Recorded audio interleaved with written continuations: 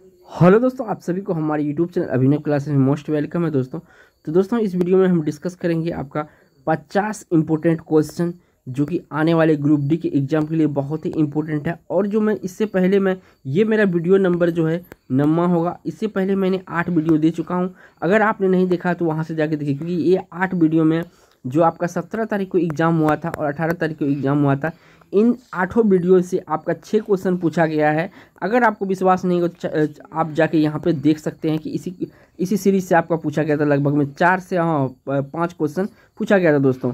तो पाँचवा क्वेश्चन, अगर 4 क्वेश्चन डेफिनेटली पूछा था, पाँचवा में एक किया था, उसको घुमा के पूछा गया था। तो चलते हैं, पहला क्वेश्चन डिस्कस करते हैं इस वीडियो में, और इस वीडियो सीरीज का नम्मा वीडियो है ये। पहला क्वेश्चन जो आपसे पूछा जा रहा है कि भारत ने किसके साथ परमाणु समझौता पर करार किया है जिस पर विवाद चल रहा है। तो कौन सा ऐसा समझौता किया है किस देश के साथ जिस पर विवाद चल रहा है? तो दोस्तों यहाँ पे सी ऑप्शन सही है, यूएसए के साथ किया है। और यहाँ पे जो है आपका विवाद चल रहा है, यानी यहाँ किसी कारण से विवाद चल रहा है, यानी ऑप्शन आपका यहाँ पे सी सही है। बढ़ते हैं 2 नंबर क्वेश्चन पर। 2 नंबर क्वेश्चन में दोस्तों आपसे पूछा जा रहा है फ्लाइंग सिख के नाम से कौन जाना जाता है। बहुत इंपॉर्टेंट है दोस्तों, कितना बार एग्जाम में पूछा गया है कि फ्लाइंग सिख के नाम से कौन जाना जाता है। तो दोस्तों फ्लाइंग सिख के नाम से जाना जाता है आपका मिल्खा सिंह, जो कि अच्छे धावक थे ये, और ये ऑप्शन यहाँ पर सही है। बढ़ते हैं 3 नंबर क्वेश्चन पर।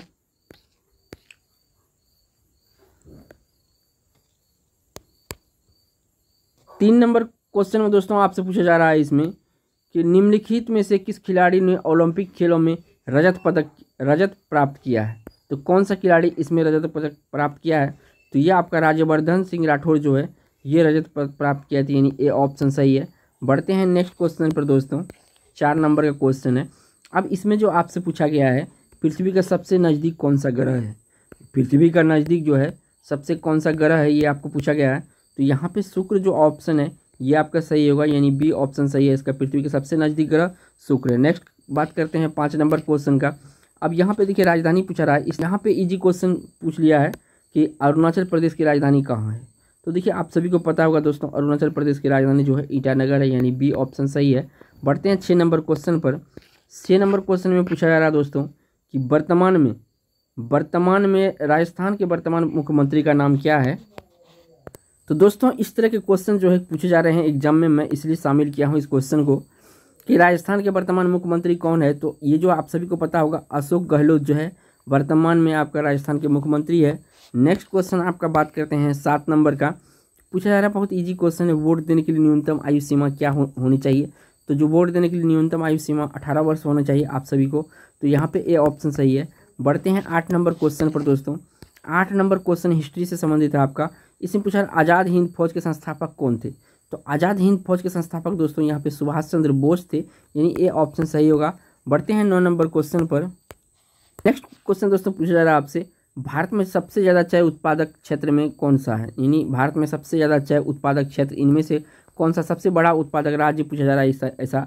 तो यहाँ पे डी ऑप्शन सही है, असम में सबसे ज़्यादा आपका चाय होता है। तो इस क्वेश्चन का राइट आंसर आपका डी होगा। बढ़ते हैं नेक्स्ट 10 नंबर क्वेश्चन पर।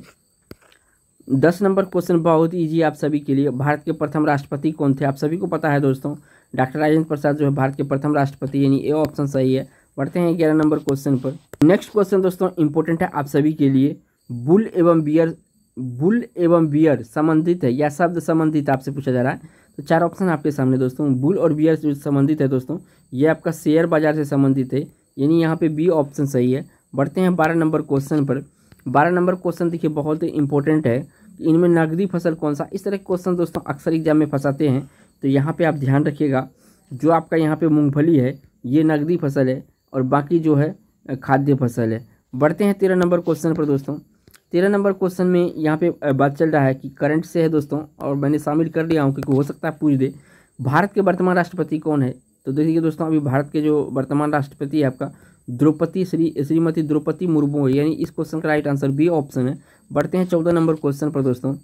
अब ये दोस्तों इनमें पूछा जा रहा है आपसे इनमें से कौन सा कभी प्रधानमंत्री नहीं बने हैं।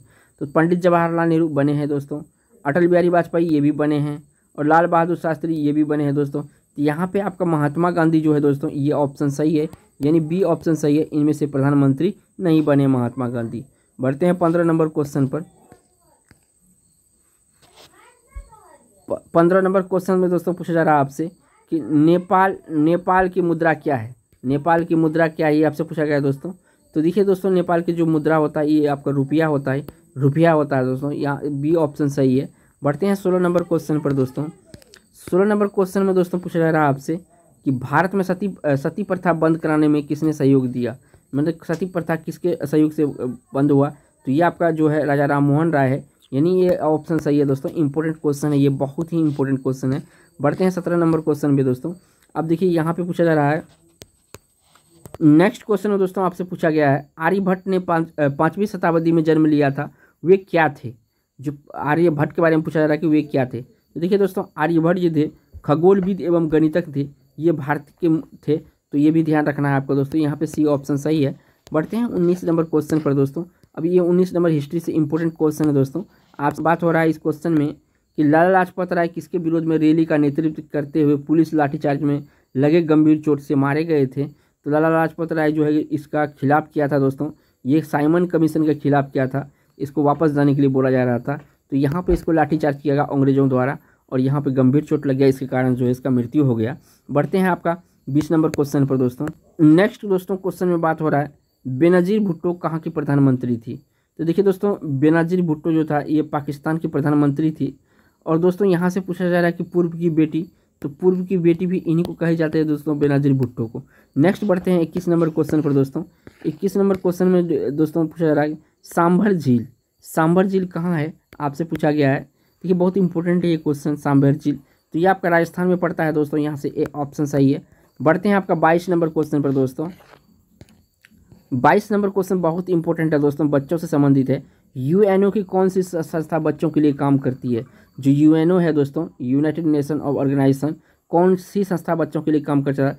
ये देखिए UNICEF यानी यूनिसेफ जो है दोस्तों, यह बच्चों के लिए काम करती है। नेक्स्ट बढ़ते हैं दोस्तों 23 नंबर क्वेश्चन पर।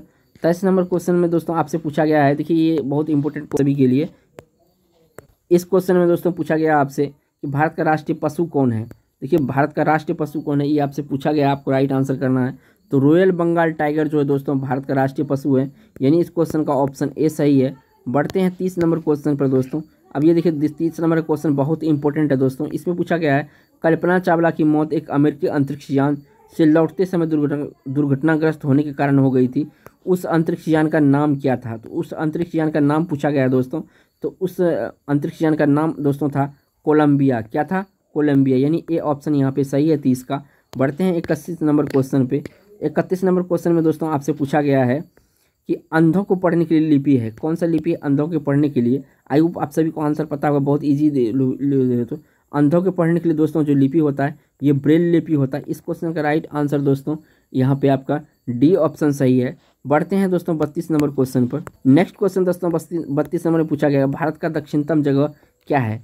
तो भारत का दक्षिणतम जगह जो दोस्तों ये आपका इंदिरा पॉइंट है, यानी ए ऑप्शन सही है इस क्वेश्चन का। बढ़ते हैं 33 नंबर क्वेश्चन पर दोस्तों। नेक्स्ट क्वेश्चन दोस्तों 33 नंबर में से आपसे पूछा गया है, स्वतंत्र भारत के प्रथम भारतीय जनरल गवर्नर कौन थे। स्वतंत्र भारत के प्रथम भारतीय गवर्नर जनरल कौन थे। तो दोस्तों ये आप सभी को पता होगा, सी राजगोपालचारी जो है ये स्वतंत्र भारत के प्रथम भारतीय जनरल गवर्नर थे, यानी इस क्वेश्चन का ए ऑप्शन सही होगा। बढ़ते हैं दोस्तों 34 नंबर क्वेश्चन पर। अब 34 नंबर में देखिए पूछा रहा है 2008 से संबंधित, इंपॉर्टेंट है। वर्ष 2008 का ओलंपिक खेल कहाँ आयोजित किया गया था, तो आपको बताना है दोस्तों। तो 34 का जो राइट आंसर है दोस्तों बीजिंग में। कहाँ पर, बीजिंग में, ये ऑप्शन सही है दोस्तों। और ये बीजिंग कहाँ है दोस्तों, तो बीजिंग आपका चाइना में है। नेक्स्ट क्वेश्चन दोस्तों 35 नंबर का बात हो रहा है। अब देखिए ये बहुत कॉन्फ्यूजुअल टाइप का क्वेश्चन है दोस्तों, और VVI है, इस टाइप के क्वेश्चन रेलवे बनाने में माहिर है। खरीफ फसल काटी जाती है, कब काटी जाती है खरीफ फसल दोस्तों, ये आपसे पूछा गया है दोस्तों।